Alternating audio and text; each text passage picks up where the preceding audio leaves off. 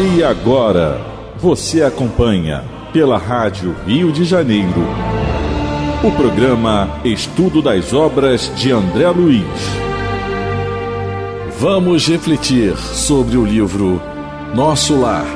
Produção e apresentação, Tereza Cristina e Marco Antônio. Amigos ouvintes da emissora da Fraternidade Rádio Rio de Janeiro, novamente estamos aqui com a permissão de Jesus e dos bons espíritos para darmos continuidade ao estudo da vida no mundo espiritual através da obra Nosso Lar, obra que foi ditada pelo espírito André Luiz e que foi psicografada pelas mãos abençoadas de Francisco Cândido Xavier. Olá, ouvintes da Rádio Rio de Janeiro. Vamos começar o nosso estudo. Estamos no capítulo 31, intitulado Vampiro. No programa passado, a gente viu que o diretor da vigilância, Paulo, conseguiu demonstrar e mostrar para André Luiz e Narcisa que ele tinha razão quando proibiu a entrada dessa senhora às câmaras de retificação. Ele resolveu conversar com ela para dar a prova para eles que ela não tinha condição ainda de trabalhar. E quando ele fala com ela sobre ela ter paciência com o sofrimento, ela já fica chateada, e aí ele toca no assunto da questão do aborto, né? Porque para que ela reconhecesse os próprios erros. Quando ele toca nesse assunto, ela realmente deixa cair a sua máscara, acaba com todo o teatro que ela estava fazendo e ela demonstra quem ela verdadeiramente ainda é. Lógico, ela não está proibida de entrar em nosso lar pelo fato de ter cometido esse trabalho de aborto nas pessoas. Ela está sendo impedida de entrar em nosso lar porque ela ainda não está arrependida do que fez, ela acha que fez e foi bem feito, e ela acha que ela é uma pessoa muito boa e caridosa e que ela está procurando o céu, quer estar do lado de Jesus, de Maria e dos anjos, e ela tem esse direito. E aí ele conseguiu mostrar para a enfermeira Narcisa e para o André Luiz que ela ainda não tem condições de adentrar a colônia, porque, como a gente leu no último programa, o Paulo disse para o André Luiz e para a Narcisa: nós estamos numa casa de trabalho onde os doentes reconhecem o seu mal. Não, ele falou para a vampira, né, para a mendiga. Ele esclareceu para ela: aqui, infelizmente, por enquanto, não é o seu lugar. Porque aqui na colônia, a colônia é uma colônia de pessoas arrependidas dos seus erros e que estão realmente com vontade de trabalhar, né? E tentam curar-se junto aos servidores de boa vontade. Tereza, a gente leu, a gente parou nessa questão, e aí no livro, em outros livros de André Luiz, a gente também vai ver isso acontecer.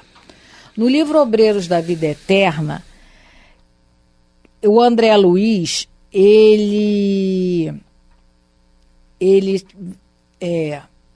vai ver um trabalho numa instituição chamada Casa Transitória de Fabiano.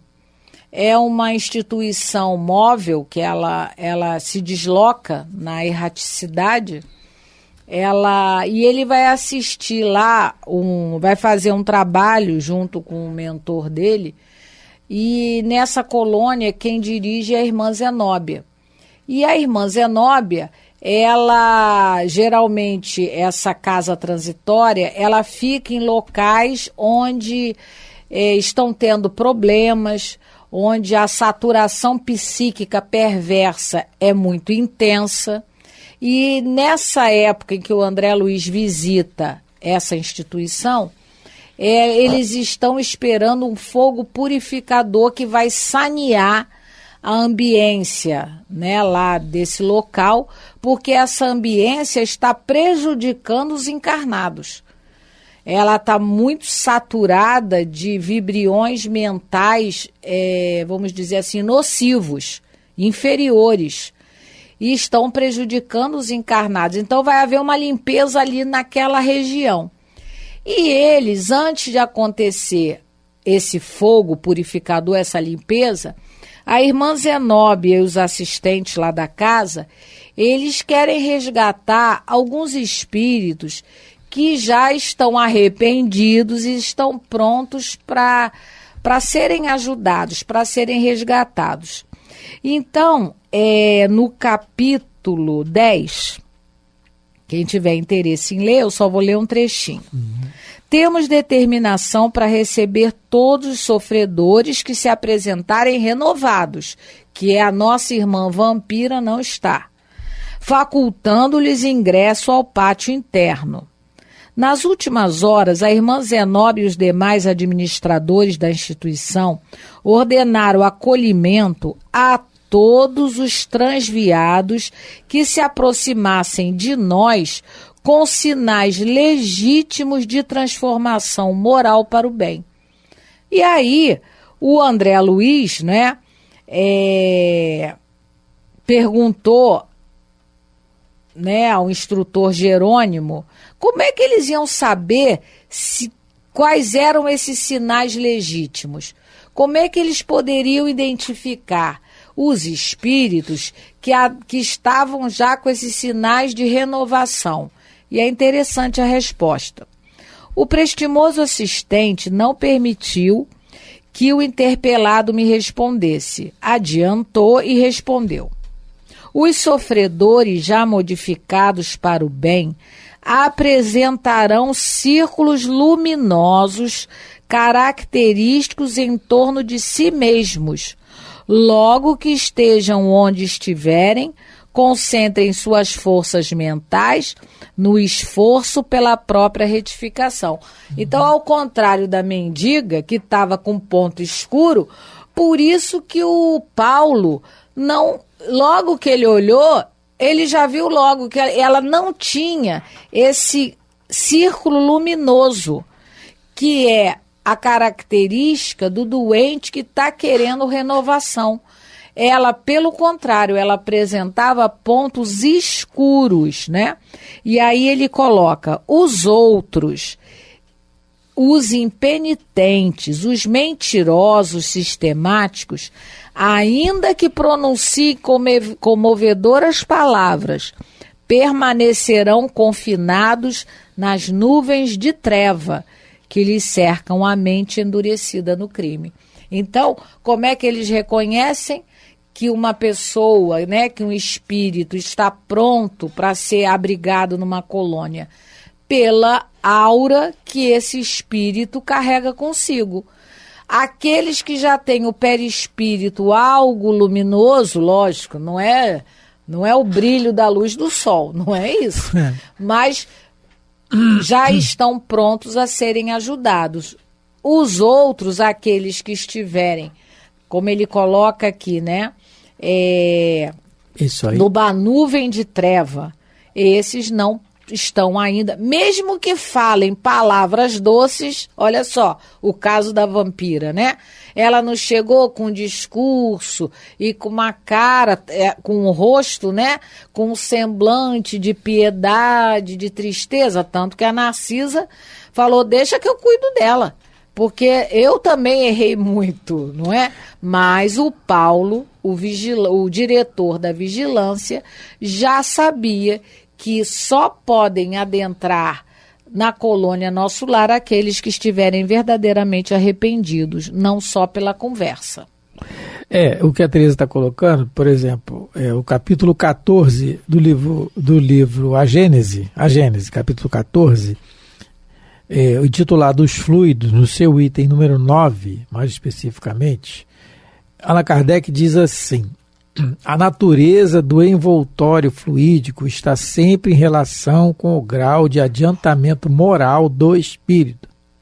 os espíritos inferiores não podem mudar de envoltório a seu bel prazer, pelo que não podem passar à vontade de um mundo para outro. Alguns mundo, vamos colocar aqui também um mundo íntimo, né?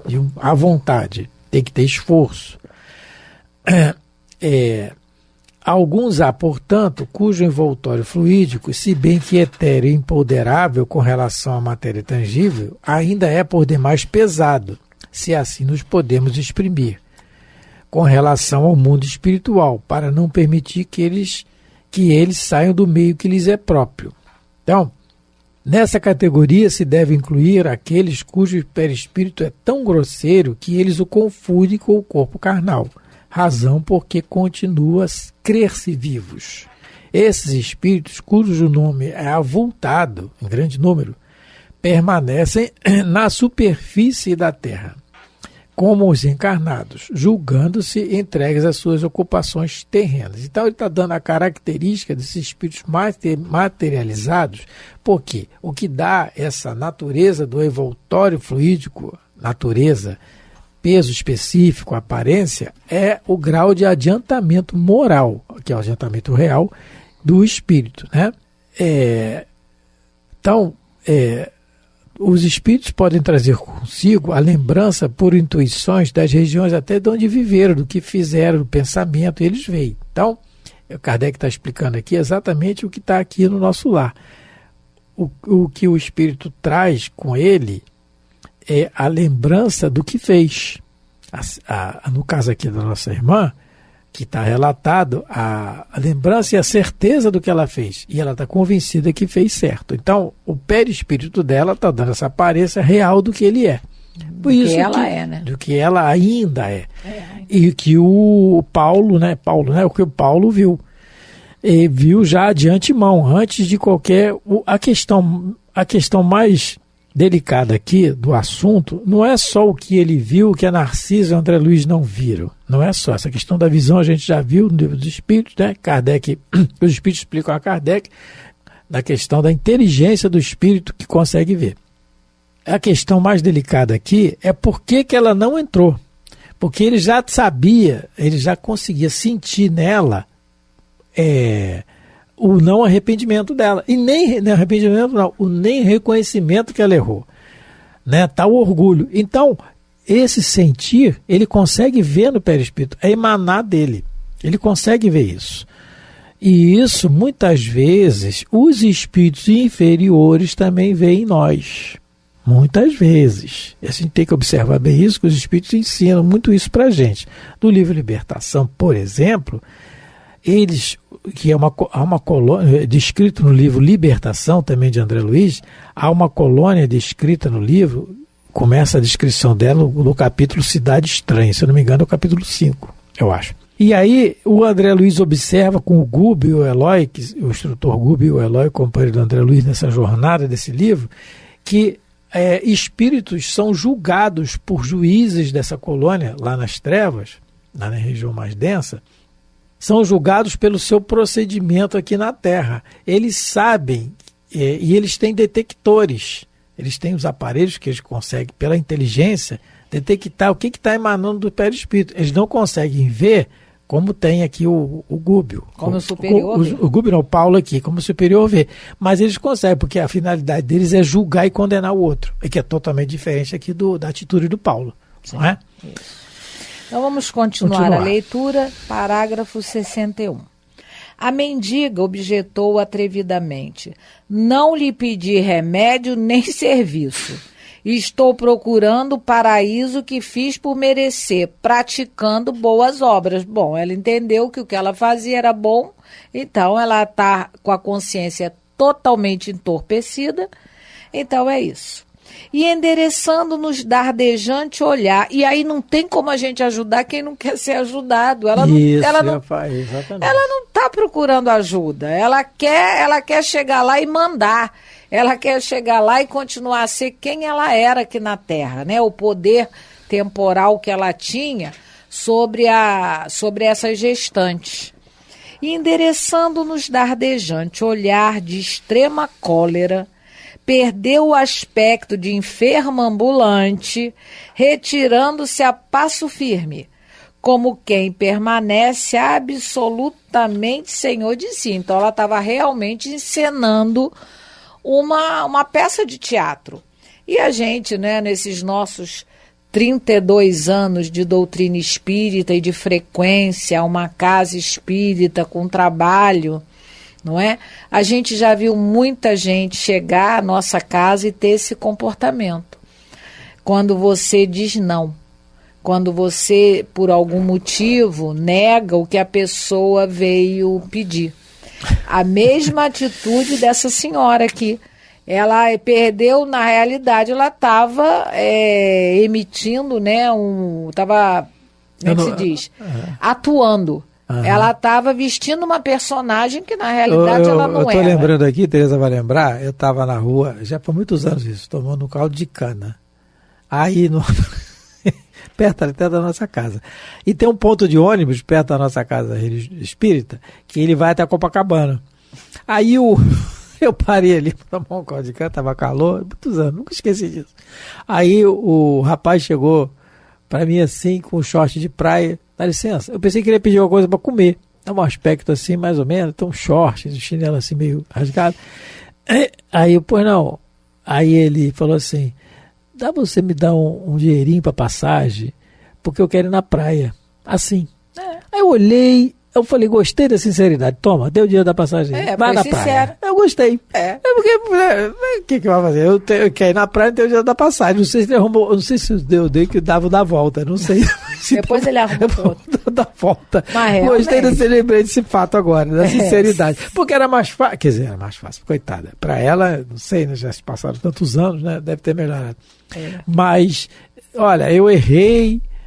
Na hora eu sabia que era o certo, eu achava que era o certo, aliás, e errei, o que eu posso fazer? Eu não estou bem e tal, né? E vamos que vamos. Às vezes pode, porque isso também, gente, olha só, o fato de se arrepender, ele não denota que ela vai melhorar.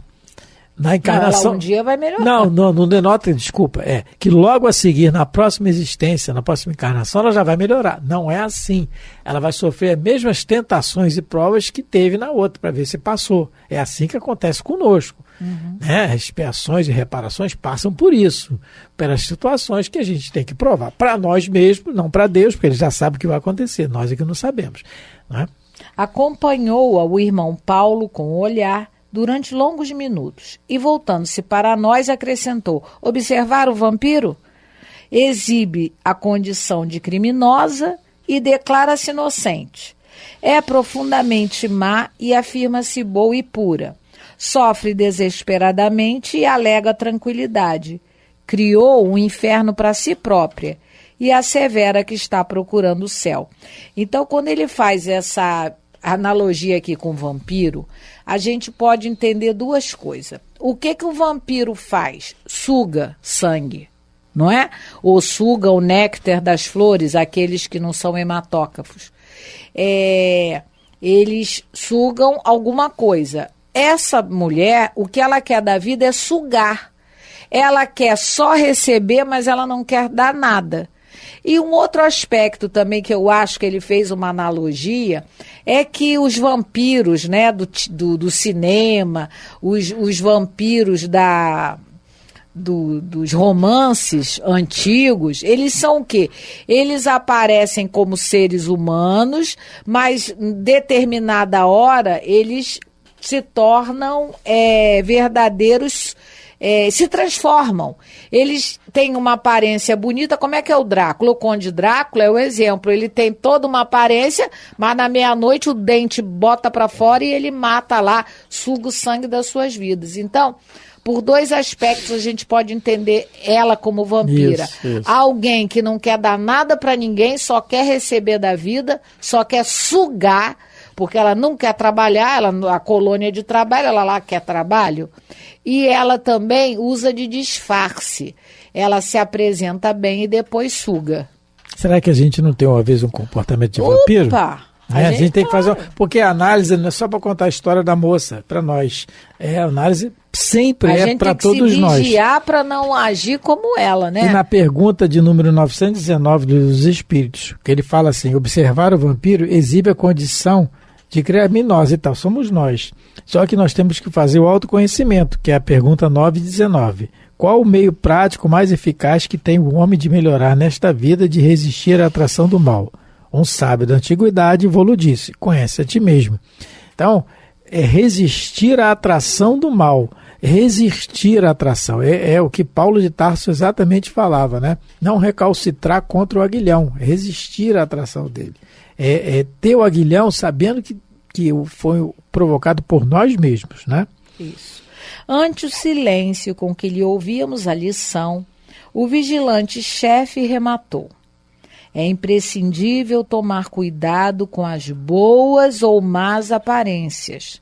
Naturalmente, a infeliz será atendida a alhures pela bondade divina, mas por princípio de caridade legítima, na posição em que me encontro, não lhe poderia abrir nossas portas, porque aqui ele está pensando em ajudar não só ela, mas aos doentes que estão lá dentro, porque ela iria perturbar o trabalho. Ela é vampira, ela é aquela que só reclama, que só exige, mas é incapaz de ajudar a quem quer que seja. Então, quando ele fala aqui que ele, né, por princípio de caridade legítima, é aquela caridade que é para o bem de todos. A Narcisa só estava quando quis, né, ajudá-la, se empenhar em ajudá-la, a Narcisa só estava olhando ela, não é? Ela esqueceu que essa senhora, se adentrasse as câmaras de retificação, ela ia perturbar o trabalho, ela não ia ajudar em nada, muito pelo contrário, ela iria atrapalhar.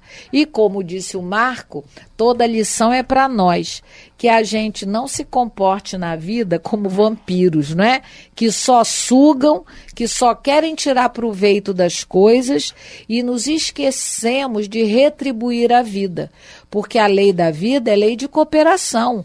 E como dizia Francisco, é dando que se recebe. Se você recebe, você tem que contribuir, não é? E para você ser ajudado, você também tem que colaborar com alguma coisa. Não é o que a Narcisa e o André Luiz estão fazendo? Foram recolhidos com as mesmas dificuldades, com os mesmos desequilíbrios, talvez até mais, que a gente não sabe qual é o problema da Narcisa, mas eles estão logo se tornaram prontos para ajudar. Vamos terminar o trechinho, Tereza? Acabou? Não. Acabou a leitura. Acabou a leitura? Acabou. Então, peraí, para a gente terminar o tempo, até estou perdendo, porque acabou tem uma página a leitura aqui, do gente, capítulo, a gente falou tanto aqui de arrependimento, de céu e de inferno. Então vamos terminar o programa com uma página do Emmanuel, do livro Justiça Divina, em que ele fala ante Allan Kardec. Só vou ler um trechinho pelo tempo. Perante as rajadas do materialismo a encapelarem o oceano da experiência terrestre, que é o que aconteceu com a nossa irmã, materialismo, a obra kardeciana assemelha-se incontestavelmente à embarcação providencial que cingre as águas revoltas com segurança.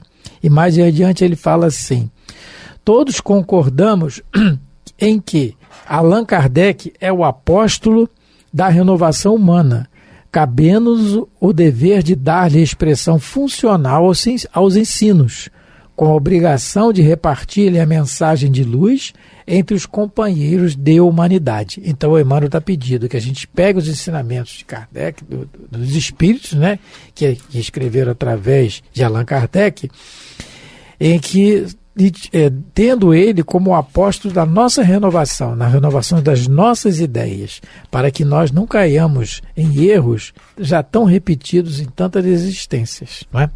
Muito obrigado pela atenção, pelo carinho, pela paciência de nos ouvir. Fiquem com Deus.